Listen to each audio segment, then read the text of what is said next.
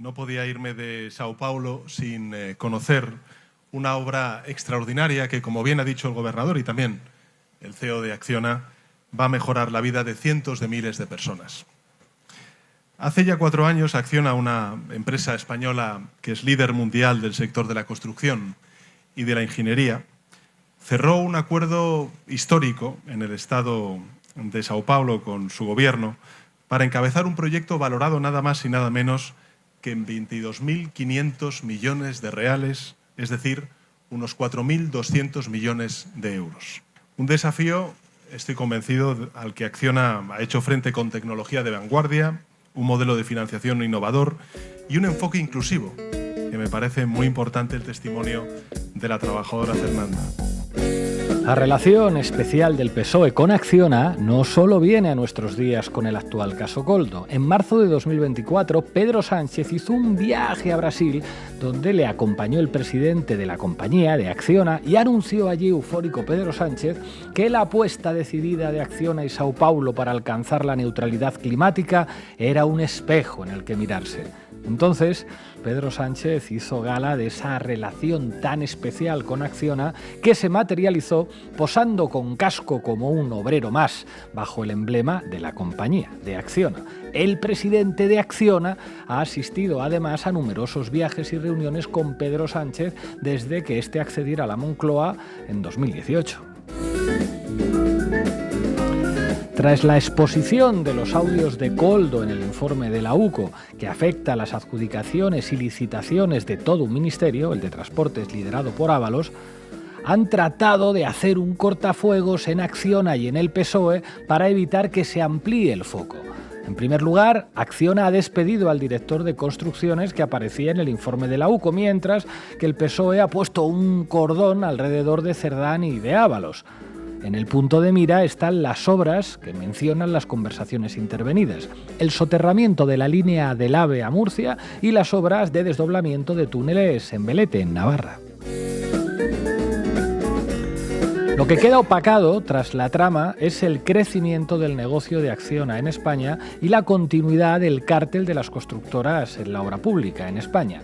Un grupo de empresas que se reparten la obra pública y que se denomina el G7 y que fue sancionado por la CNMC en 2019 con una multa de 203 millones de euros a repartir entre los implicados: Acciona, Dragados, FCC, Ferrovial, OHL y SACIR. No verán en otras teles pronunciar estos nombres. Según la Comisión Nacional del Mercado y de la Competencia, la trama de las constructoras tenía como base una serie de reuniones semanales desde 1992 que analizaban las licitaciones de la obra pública que se habían publicado y acordaban cómo repartírselas. Una trama que ha funcionado en el Ministerio de Transportes más allá de Acciona y más allá de Ábalos y de Cerdán. En las conversaciones intervenidas por la UCO, la presidenta de Adif, Pardo de Vera, mencionaba a las anteriores compañías sancionadas por la CNMC dentro del reparto normal y equitativo del Ministerio, algo que viene produciéndose, según la CNMC, desde al menos hace 25 años. Estamos hablando de una trama que va más allá de un secretario de organización o de un ministro concreto del PSOE y que alumbra un esquema de connivencia entre poder político y poder económico que tiene a las máximas figuras del Estado como referentes y guardianes del esquema que queda en todos los medios de comunicación opacado. De esto no se habla. Así pues, parafraseando a Carlos Marx, en el poder económico y las grandes constructoras se reconoce ahora al presidente como el gran guardián del orden. Esto lo cuenta hoy en Diario Red Rubén Juste, en un artículo que lleva por título Nuevas y viejas tramas de la corrupción, y que es el primero de una serie de artículos sobre la corrupción y las constructoras que vamos a publicar en Diario Red. El autor del libro IBEX 35, una historia herética del poder en España, va a estar hoy aquí, en el programa, respondiendo a nuestras preguntas. Arrancamos. La base.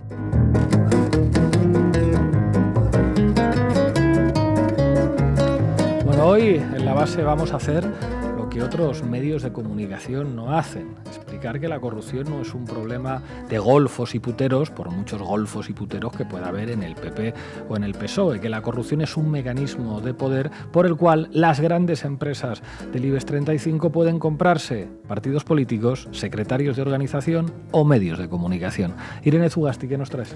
Bueno, pues yo voy un poco por la vertiente histórica, porque para entender cómo han llegado esas empresas a ser las que verdaderamente gobiernan y mandan en este país, pues tenemos que remontarnos unas poquitas décadas atrás y recorriendo el camino juntas. Vivan las caenas, ¿verdad? Manu Levín, ¿qué nos traes? Bueno, al igual que la corrupción política no es un problema de manzanas podridas, sino de partidos políticos comprados por el poder económico, la corrupción mediática funciona exactamente igual. No es un problema de algunos periodistas que se corrompen, sino de medios que están comprados por los grandes poderes que también están vinculados a la corrupción y al saqueo de lo público en España. Para bucear sobre esas relaciones hay que seguir el rastro del dinero. Hoy lo vamos a hacer en particular en lo que toca a la progresía mediática. Como decía Lester Freeman en The Wire, sigan el rastro del dinero. Aquí lo hemos hecho y nos encontramos con que hay partidos corruptos y medios de comunicación corruptos. Y como les decía al principio, hoy contaremos con Rubén Juste, autor de IBEX 35, una historia herética del poder en España. Arrancamos, Rocío. La base de datos. Informa Irene Zugasti. Todo tuyo. Acciona Construcción, Ferrovial Construcción, SACIR Construcción, FCC, Dragados, OHL, Soluciones de Gestión y Apoyo, SL, Eulen, Clece. Ustedes les ven en las lonas de los andamios cuando caminan por la calle, en las obras, ¿no? En las páginas Salmón de los periódicos, en las adjudicaciones que aparecen en la plataforma de la contratación del sector público. Incluso puede que alguna de las personas que nos está escuchando cobre nómina porque trabaje para alguna de estas empresas o de su red de filiales, de UTEs y de ramificaciones por las cuales controlan sectores económicos clave en este país. Son las élites políticas y económicas que mandan en este país, gobierne quien gobierne. La historia del capitalismo español y del sistema de relaciones de las élites políticas y económicas del Estado, el bloque de poder del que hablaba Manuel Tuñón de Lara. Así son. Algunos les han llegado a llamar el G7, el cártel de empresas que fue sancionado, como os contábamos, por la CNMC en 2019 con una multa de 203 millones, calderilla, a repartir entre los implicados, que eran Acciona, que eran Dragados, que era Fomento, Construcciones y Contratas, Ferrovial, OHL y SACIR. Según la Comisión Nacional de los Mercados y la Competencia, la trama de constructoras tenía como base una serie de reuniones semanales, eran muy ordenados desde 1992, que analizaban las licitaciones, los contratos de obras públicas que se habían publicado y acordaban repartirse las mismas. Vamos, que son un cártel como los narcos y son oligarcas. Que, a ver si se piensan que lo de los oligarcas es solo cosa de rusos, ya saben esa palabra que solo se aplica para hablar de Rusia, por lo que sea. Total. La riqueza de estas empresas se construyó durante la dictadura, bien a través de expoliar, asesinar y explotar a un país, bien a través de la construcción de las estructuras clientelares que funcionaron durante 40 largos años de dictadura, con el boom del desarrollismo y con los señoritos que se hicieron con las fábricas y con las infraestructuras del país. Y continuó después, en la maravillosa transición, cuando, atado y bien atado, los oligarcas franquistas se despertaron demócratas y siguieron obteniendo contratos públicos, pagando comisiones por ello, manteniendo esa red clientelar hasta el día de hoy, con una diferencia. El franquismo hacía y deshacía sin sujetarse a más norma que la voluntad de la dictadura. Para eso habían ganado la guerra. Pero en democracia se diseñó toda una arquitectura institucional para hacerlo posible, igual que en la dictadura. Tal cual. Y la herramienta fundamental fueron las privatizaciones. El PSOE, como no, abrió la puerta, inició el proceso para privatizar estas empresas públicas en los años 80 y en los 90, de mano de PP y PSOE, se intensificó, especialmente, decían, para cumplir con los criterios de convergencia del Tratado de Maastricht de la Unión Europea, ese que se firmó en el 92. Enhorabuena a todos los participantes, especialmente sindicatos y bipartidismo, que con este tratado, como ya advertía Julio Anguita, consagraron el neoliberalismo como piedra angular del proyecto europeo y español. Aunque aquí en España pues siempre hemos tenido ese je ne sais quoi entre Torrente, Berlanga y el capitalismo de amiguetes, ¿no?, que hace que sea especialmente oscura la pocilga en la que nos movemos. Vamos con algunos ejemplos de esas privatizaciones que les comentamos. Repsol comenzó en 1989 y culminó en 1997 con el PP. Los beneficiarios principales de privatizar la principal petrolera del país fueron los grandes bancos y empresas del IBEX 35 como BBVA y La Caixa, que adquirieron participaciones, y también inversores internacionales, pero luego les dirán que son españoles, muchos españoles y muy españoles. Otro ejemplo también de cómo se entregó el sector de la energía a manos privadas. Endesa se privatizó entre 1988 y 1998 por parte de ambos partidos del bipartidismo y se beneficiaron de ello grandes inversores como BBVA y Premio Acciona. Similar fue el caso de las telecomunicaciones con la venta de Telefónica, una de las privatizaciones más emblemáticas, alineada con la liberalización del mercado de telecomunicaciones en Europa. Y podríamos seguir. Iberia en el transporte aéreo, Acerali en la siderurgia, que pasó a ser ArcelorMittal, Tabacalera, Enasa, Gas Natural, luego hablaremos de ello, Indra. Todas estas privatizaciones se lograron ¿cómo? Pues infravalorando los activos, es decir, tirando los precios para facilitar que la comprasen sus actuales dueños, del Estado al mercado, y también al revés. Oye, si la cosa daba pérdidas, se socializaban, o sea, las pagábamos entre todas y todos, pero si daban beneficios, se privatizaban directamente al bolsillo del Consejo de Administración. Desmantelaron así el control estatal sobre esos sectores estratégicos, especialmente de energía, pero no solo, y transfirieron esa riqueza pública a manos privadas y a precios regaladitos. Estas privatizaciones fueron justificadas como un medio para modernizar la economía, incluso para reducir el déficit público y, por supuesto, para cumplir los mandatos de la ilusionante Unión Europea. La realidad, reconfiguraron la soberanía económica del país y consolidaron el poder de las grandes fortunas capitalistas nacionales, tanto nacionales como extranjeras. Pues vamos a ir con ese G7 que decíamos al principio para pasar de la abstracción que les contamos a los nombres y los responsables. Empezamos por la celebrity de la semana, como no, aunque sea a su pesar, ya que no le gustaría estar apareciendo en medios como Acciona. Ya nos lo contaba Fonsi Loaiza en Diario Red. Acciona está controlada por la familia Entre Canales y ha sido señalada en múltiples casos de corrupción en España. Nos suena ahora especialmente pues, su papel en la trama Koldo, porque Acciona, ya recordarán, habría pagado comisiones ilegales de más de 1 millón de euros a figuras como José Luis Ábalos, Koldo García o Santos Cerdán del Partido Socialista a cambio de adjudicaciones públicas por valor de 500 millones de euros. Pero es que además la empresa ha sido implicada en otros muchos escándalos, por ejemplo el caso Plaza en Zaragoza, donde pagó 60 milloncejos de euros para evitar un juicio por malversación, o el caso Púnica, con un pago de 60.000 euros al Partido Popular en 2014. Por cierto, el caso Púnica, otro caso en el que también se celebraban los robos con bolquetes de putas, ¿os acordáis? Como dijo Alejandro Halfter, ex viceconsejero del gobierno de Esperanza Aguirre en una grabación de 2012. Acciona, Entre Canales, también ha sido acusada de presionar a funcionarios para obtener contratos municipales, por ejemplo, en Cádiz o en Colmenar Viejo, según sentencias judiciales firmes. Y como decíamos, el principal mérito, entre comillas, de los dueños de Acciona lo tienen en realidad sus abuelos por haber sido parte del golpismo criminal que le robó el futuro a este país en 1936. El pasado franquista de la familia Entre Canales, propietaria de Acciona, pues nos lleva directamente a 1936, cuando se alinearon con el golpe militar en Andalucía. Ya en el 37 pudieron comenzar a recoger los réditos de su apoyo al golpe franquista, sirviéndose de la mano de obra esclava de presos republicanos para sus obras de alcantarillado en Sevilla. Tan buenos fueron los servicios prestados que José Entre Canales Ibarra, fundador y abuelo, como decíamos, del actual presidente de Acciona, recibió en 1969 la Gran Cruz de la Orden Imperial del Yugo y las Flechas. No sé si les dice algo el nombre, esta es una de las máximas distinciones del franquismo. Ahí tienen el BOE para consultarlo. No verán nada, por supuesto, sobre esto en su web. No, en el about de la web no aparece. Tampoco aparece nada de otros pasados turbios o sospechosos en la web de otra de estas grandes empresas del G7, ACS, la constructora Actividades de Construcción y Servicios, presidida por Florentino Pérez, una de las mayores constructoras del mundo. Pérez, ya lo saben ustedes bien, es también el presidente del Real Madrid Fútbol Club y como gestiona el fútbol y los árbitros de la liga, pues gestiona también los contratos públicos, viceversa, es decir, haciendo trampas y viciando las reglas del juego. Por cierto, que Fonsi Loaiza lo cuenta todo muy detalladamente en un libro que se llama Florentino Pérez, El poder del palco, un libro que pese a la censura no se ha vendido en muchas de las grandes superficies, pregúntense por qué, y pese a las amenazas que ha sufrido el propio Fonsi, va por la 8ª o 9ª edición, por lo que sea. Fonsi Loaiza define a Florentino Pérez como un señor feudal que utiliza el palco del Bernabéu como epicentro de una red de influencias, reemplazando las cacerías franquistas en el Pardo por la zona VIP del estadio, donde se reúnen ministros, empresarios y periodistas. Copita va, copita viene, contrato va, contrato viene. ACS comenzó como Construcciones Padrosa en Cataluña, con vínculos a Convergencia y Unió, y creció gracias a las adjudicaciones públicas obtenidas mediante sobornos y la financiación irregular de Convergencia, del PP y del PSOE. Les sonará, como suelen decir en Los Simpson, de otros capítulos, como por ejemplo El AVE a la Meca. Meca, donde ACS obtuvo contratos millonarios con comisiones presuntamente destinadas a Juan Carlos I, que luego fueron archivadas convenientemente por la Fiscalía, ¿verdad?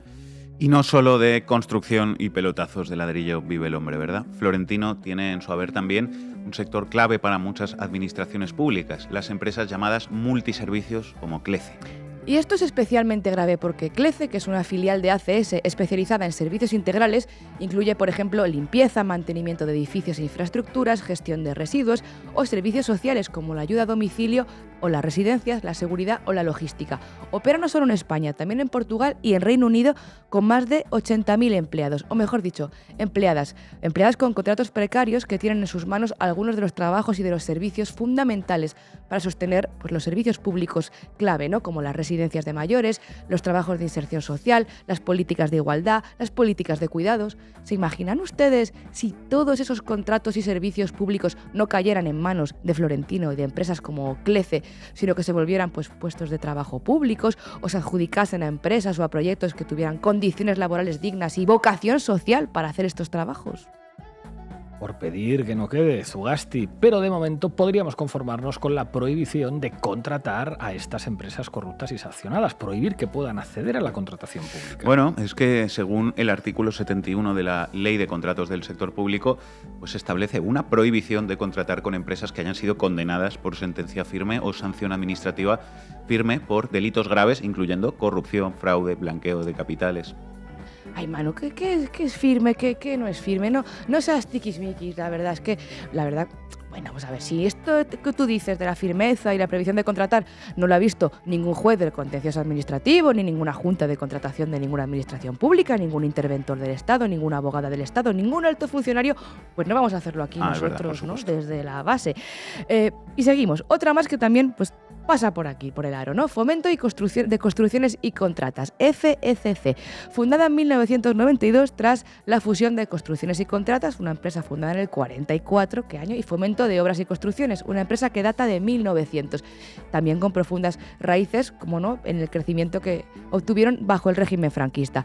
Algunas, no obstante, FCC nos comenzó a sonar más por el papel cuché, por la prensa rosa, que por la corrupción, aunque en realidad una cosa, bueno, pues va muy de la mano de la otra. Las hermanas Koplovich heredaron casi todo de su padre, Ernesto Koplovich-Stenberg, un constructor que hizo su fortuna durante la posguerra franquista. Sus maridos en aquellos loquitos años 80, los Albertos, los primos Alberto Cortina y Alberto Alcócer, fueron dos de los tiburones empresariales más ilustres de aquella época, la época dorada del pelotazo. FCC ha sido implicada en múltiples escándalos de corrupción, destacando, pues, por ejemplo, el caso Odebrecht en Panamá, donde se pagaron sobornos por valor de al menos 82 millones de euros para obtener contratos de obras públicas para el Metro de Panamá o para la Ciudad de la Salud. Y es que, audiencia de América Latina, recuerden que América Latina ha sido el escenario favorito de muchas de estas empresas para su expansión internacional durante décadas. Tuiteaba Isabel Díaz Ayuso en plena pandemia: gracias Alicia Koplovich y a su hijo Alberto Cortina por las generosas donaciones que han hecho a la sanidad madrileña. Es admirable la respuesta de las personas solidarias por nuestra comunidad y por España. Gracias. O sea, el PP les da contratos públicos a cambio de comisiones, estas empresas sostienen enormes beneficios también fiscales y después donan las migajas y encima tenemos que darles las gracias. Economía circular es esto y no esos rollos de los hippies. Tal cual. De esa economía circular también sabe mucho, por cierto, Amancio Ortega, otro oligarca, el de la moda galega. Pero bueno, vuelvo a las constructoras, que es lo que toca. La empresa cotizada en bolsa con nombre OHLA, anteriormente conocida como OHL, Obrascón Huarte Line S.A., es otro grupo de los que tenemos que hablar hoy aquí. Fundado por Juan Miguel Villar Mir, que adquirió Obrascón, que luego se convertiría en OHL en el 87, la compró por, atención, una peseta. Fue fundada en Bilbao, se especializó en obras públicas e hidráulicas y esa parte de la fusión, Huarte, que tenía origen navarro, destacó en infraestructuras durante posguerra, mientras que Laín lo hacía en construcción industrial. Pero es que Huarte, como decimos, una de esas empresas que acabarían fundando OHL, participó activamente en la construcción del Valle de los Caídos de 1940 a 1958. Ese fundador, Juan Miguel Villar Mir, ocupó el cargo de vicepresidente tercero y ministro de Hacienda en el gobierno de Arias Navarro en 1975, lo que le dio acceso a la gestión de empresas públicas que controlaba entonces el INI, el Instituto Nacional de Industria. Empresas como Enasa, ya le hemos mencionado, o SEAT, esas que luego se privatizarían vía PP y PSOE muy poquitos años después. pues? Además de Púnica, Odebrecht o el caso cártel de las constructoras, OHL tiene en su haber, por ejemplo, otros casos de corrupción, como el caso Lezo o los sobornos en Argelia por el pago a funcionarios argelinos para asegurarse contratos de obra pública. Internacionalizaron todos, pero bueno, creo que ya les hemos mareado con tanto viaje en grúa, tanto pelotazo, tanto ladrillazo y tanto señorito fascista. Solo un apunte más, fíjense, de los 119 ministros de Franco, 22 de ellos se sentaron en 29 consejos de administración de importantes entidades bancarias, por ejemplo, 9 en bancos oficiales y 4 en cajas de ahorros. Otros 8 exministros fueron también presidentes o consejeros del Banco de España. Estas cifras en realidad palidecerían comparado con la situación de las puertas giratorias que se han construido en estos últimos 50 años de libertad, como diría el PSOE. Vamos con algunos ejemplos. Felipe González, Consejo de Administración de Gas Natural o Naturgy. 126.000 euros anuales de sueldo, por cierto. José María Aznar se unió al Consejo de Endesa en 2011, además de presidir la Fundación FAES, que recibió donaciones ¿de quién? Pues de ACS, de Florentino Pérez. Elena Salgado, PSOE, exministra de Economía, nombrada consejera de Endesa Chile en 2012, filial de Endesa, empresa a la que ella misma reguló durante su mandato. Rodrigo Rato, Trin, PP, exministro de Economía y expresidente del Fondo Monetario Internacional, ahí es nada, se incorporó a los consejos de Telefónica y Banco Santander tras dejar la política, aunque bueno, su carrera se vio truncada por algunas condenillas de corrupción, el caso Bankia. Ángel Acebes, Partido Popular, exministro de Interior, se unió al Consejo de Iberdrola en 2012. Las puertas giratorias, podríamos seguir toda la tarde así, consolidan un sistema donde los políticos de este régimen corrupto y bipartidista, tras gestionar sectores clave, son recompensados con cargos en esas empresas, Iberdrola, Endesa, Telefónica, muchas de ellas privatizadas bajo sus propios gobiernos. Es un ciclo sin fin, como la canción del Rey León. Un ciclo sin fin si no le ponemos remedio. Sus abuelos y bisabuelos golpistas y fascistas le robaron la libertad y el futuro a nuestro país. Durante 40 oscuros años, esos abuelos y sus padres también robaron la prosperidad de los trabajadores y trabajadoras españoles gracias a una dictadura. Hoy sus hijos y nietos roban la soberanía y la riqueza de todas y todos para metérsela una vez más en sus bolsillos. Dice la Constitución española que toda la riqueza del país, en sus distintas formas, y sea cual fuere su titularidad, está subordinada al interés general. No dice nada sobre subordinarla a estos clanes corruptos con apellidos franquistas. Claro que para subordinar la riqueza de todos a los pies de ese capitalismo de amiguetes hacen falta subordinados. Ahí los tienen, sentados en los consejos de administración y en las redacciones de informativos, a no ser que les movamos de una vez de la silla. A por ellos. Financia Canal Red. Gracias, Ugasti. Y Aznar tiene un proyecto también, en cierta medida, de pueblo, entendido desde la forma incluso del franquismo, en el cual ramifica el poder. En este caso es muy importante porque llega hasta hoy. Sabemos como redes clientelares son muy importantes para mantener el poder. Y es cuando él se da cuenta de la importancia del partido, y es la diferencia respecto a Solchaga. Solchaga se apoya en sus hombres, pero nunca consideró el partido importante, y eso me lo dijo Mario Conde, que le dijo una vez Solchaga: los partidos no sirven para nada. Manu Levin, todo tuyo. Vamos con ello, compañeros. Titulares al banquillo. El análisis mediático de Manu Levin. Las palabras que se eligen para nombrar las cosas importan mucho. Importan mucho porque establecen marcos mentales. Si me permitís hoy una observación personal, elegir la palabra corrupción para nombrar ciertas cosas puede ser problemático. Es lógico que se elija ese término, ojo, también desde la izquierda, porque está totalmente instalado en la sociedad y es interpretado como un grave problema, no es para menos. Tiene sentido, por lo tanto, que se tome ese término, corrupción, y se aplique a muchos ámbitos, corrupción política, mediática, etc. Pero dicho eso, pensemos, ¿qué significa la palabra corrupción? En el diccionario, antes que en el lenguaje político. Corrupción significa un proceso por el cual un cuerpo que estaba sano se pudre, se corrompe. Significa que algo que estaba bien pasa a estar mal, ¿no? Y yo me pregunto, ¿ese marco mental realmente señala la verdad de las cosas? ¿Hablamos acaso de cuerpos sanos, partidos del bipartidismo, grandes medios de comunicación, que funcionaban bien cumpliendo el papel democrático que se les presupone, pero que en algún momento se corrompieron? No lo sé, Rick. Lo que llamamos corrupción no hace mal funcionar las cosas en el capitalismo. Al contrario, es lo que las hace funcionar, según sus propias lógicas, claro. No es corrupción, es el sistema. Es un sistema en el que partidos políticos y medios de comunicación están comprados por los grandes capitales para que trabajen para sus intereses. Dale al play, Rocío. Mi hombre es el Ferri. Me dan unas hostias en el Grupo Prisa. Yo le saco del Grupo Prisa porque ya odia al Grupo Prisa. Yo me llevo la hostia del Grupo Prisa también por él. Pero bueno, Ferreras es un gran profesional, sobre todo lo que es un tío honrado, profesional, bueno, que honesto, que no quiere, tal, lo hace, trata bien a todo el mundo. No, estos son unos sectarios de la hostia, los del Grupo Prisa. No, aparte que yo los odio, vamos, le dices a Ferreras, mira, esto hace esto, porque esto le puede joder a Cebrián, pum. Joder, a poco de hacerlo así. Bueno, pues está él, Contreras, Roures, todos los que han trabajado, Luis Fernández en la 1. Los de Prisa son como son, si hay que conocerles, son unos hijos de puta, pero no ahora, cuando ellos estaban también, quiero decirte, son desde que nacieron, ¿no? Entonces, ahora ellos son víctimas y entonces pues están como resentidos y bueno, los quieren matar, es que los quieren matar. Mi hombre es el Ferri. Yo le saco de prisa, le pongo aquí, le digo, dale una hostia a fulanito y ¡pum! Hostia fulanito. Esto lo decía Florentino Pérez, jefe de la constructora ACS, presidente del Real Madrid, en estos audios en los que se jactaba de manejar como a un peón a Antonio García Ferreras, director de La Sexta, televisión supuestamente progresista. Una muestra inapelable, ¿verdad?, de hasta qué punto una gran empresa de comunicación, como es La Sexta, que efectivamente está diseñada para dirigirse a audiencias progresistas, está controlada, entre otros, por alguien como Florentino Pérez, uno de los principales oligarcas de este país, que a su vez también controla de alguna manera OK Diario de Eduardo Inda.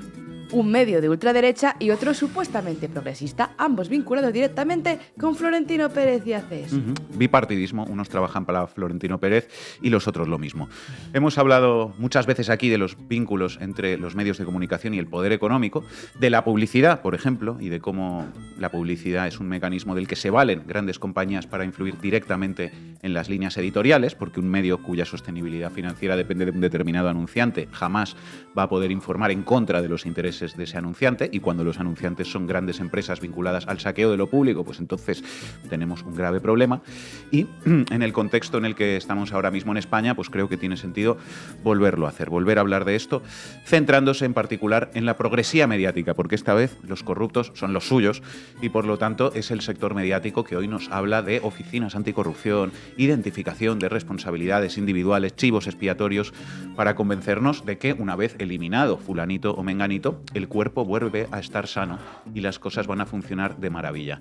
Y eso sí, el fulanito o el menganito que hay que eliminar para descorromper el panorama nunca será el jefe de ninguna de las grandes compañías corruptoras. De eso ni hablar. La pregunta es evidente. ¿Puede contribuir a romper el engranaje de la corrupción un medio de comunicación controlado por las mismas empresas que están vinculadas a la corrupción? Pues parece un poco difícil, ¿verdad? El caso de La Sexta habla por sí solo, habla en boca de Florentino Pérez, ya lo han escuchado, también de Villarejo, Ferreras y compañía, y bueno, lo tenemos bastante trabajado. Además, centrémonos un poco en el Grupo Prisa, que en las últimas horas está a tope en la operación Salvar al Soldado Sánchez.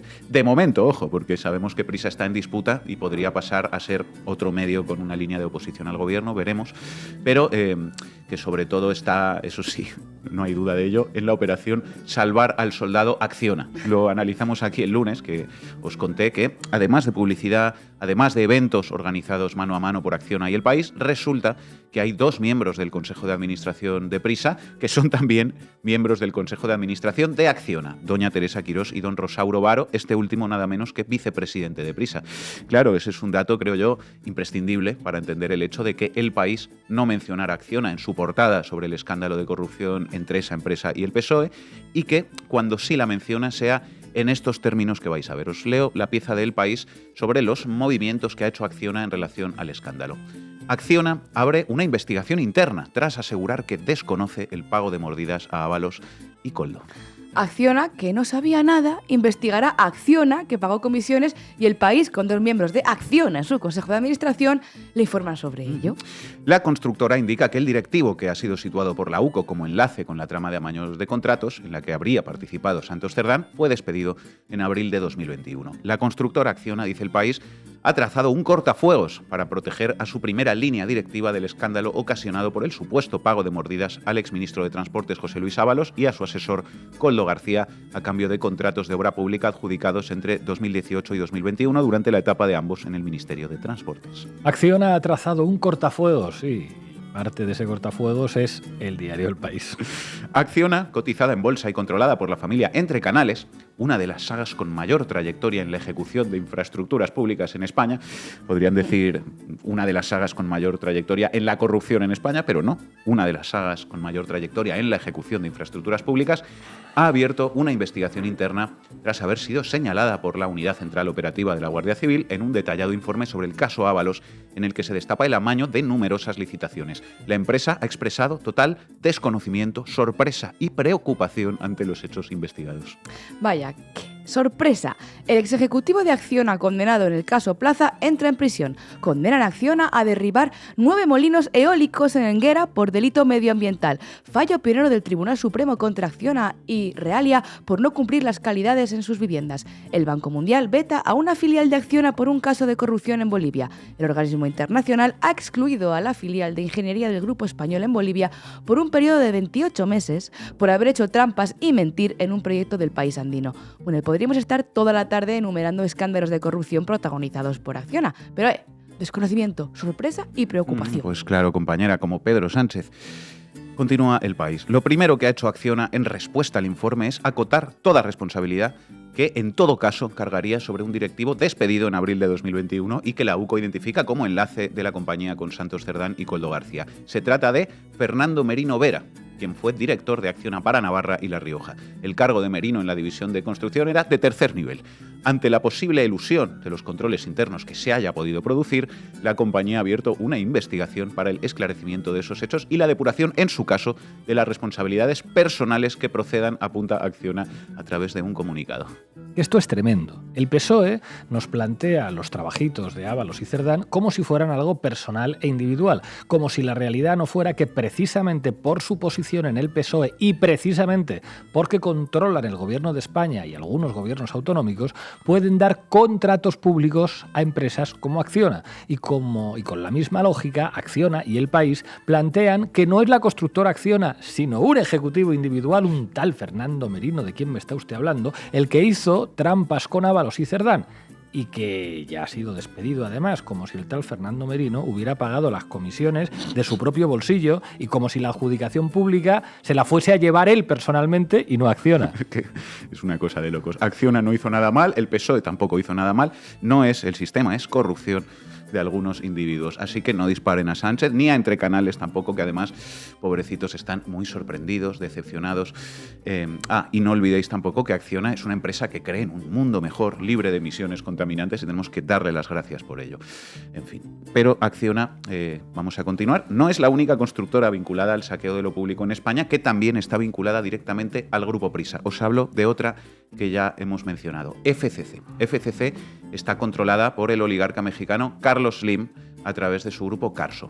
Pues bien, resulta que Carlos Slim también tiene una presencia importantísima en el accionariado del Grupo Prisa, casi hasta 7%. ¿Y pensáis acaso que la cadena SER o El País pueden cumplir con el derecho a la información, que es un derecho de la ciudadanía, cuando tengan que dar informaciones que comprometan la imagen de la constructora FCC? El País sobre Slim y FCC. Las fundaciones Carlos Slim y Telmex Telcel entregan 26 toneladas de ayuda humanitaria en Acapulco. Tras el paso del huracán Otis, las organizaciones instalan 8 plantas potabilizadoras para obtener agua limpia. Un voluntario... Este es el pie de foto. Un voluntario de la Fundación Carlos Slim entrega una caja con ayuda humanitaria a una mujer en Acapulco. Se puede leer bajo una fotografía que muestra a un tipo entregando a una mujer una caja en la que se puede leer claramente Fundación Carlos Slim. Bueno, pues como cuando Amancio Ortega o Juan Roch donan calderilla tras eludir todos los impuestos que pueden con ingeniería fiscal, y los medios de comunicación nos lo venden como un gran acto de filantropía.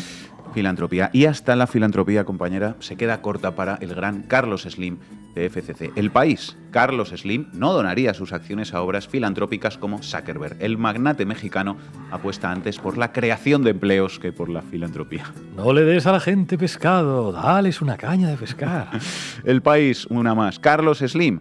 Para fortalecer la economía necesitamos que la población pueda ahorrar y consumir. El empresario mexicano, galardonado con el premio Enrique Iglesias, hace un alegato por el combate a la pobreza. Es la mejor alternativa posible.